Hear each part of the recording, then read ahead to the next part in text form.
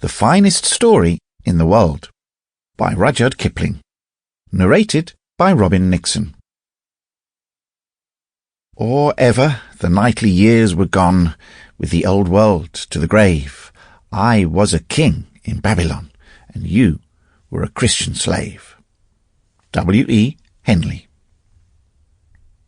His name was Charlie Mears. He was the only son of his mother, who was a widow, and he lived in the north of London, coming into the city every day to work in a bank. He was 20 years old and suffered from aspirations. I met him in a public billiard saloon where the marker called him by his given name, and he called the marker Bullseyes. Charlie explained, a little nervously, that he had only come to the place to look on, and since looking on at games of skill is not a cheap amusement for the young, I suggested that Charlie should go back to his mother.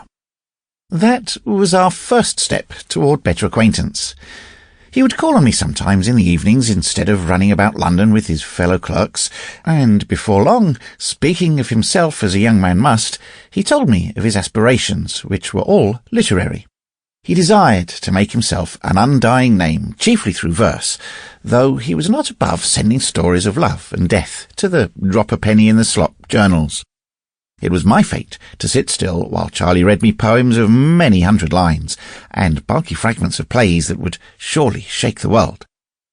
My reward was his unreserved confidence, and the self-revelations and troubles of a young man are almost as holy as those of a maiden.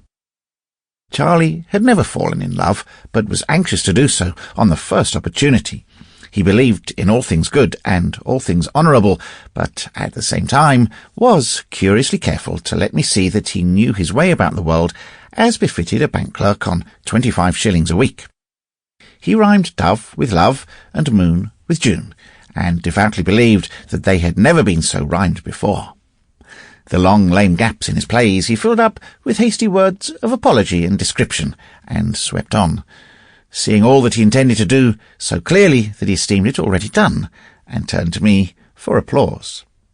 I fancy that his mother did not encourage his aspirations, and I know that his writing table at home was the edge of his washstand. This he told me almost at the outset of our acquaintance, when he was ravaging my bookshelves, and a little before I was implored to speak the truth as to his chances of writing something really great, you know. Maybe I encouraged him too much, for one night he called me, his eyes flaming with excitement, and he said breathlessly, "Do you mind? Can you let me stay here and write all this evening? I won't interrupt you. I won't really. There's no place for me to write in at my mother's." "What's the trouble?" I said, knowing well what the trouble was. Sample complete. Ready to continue?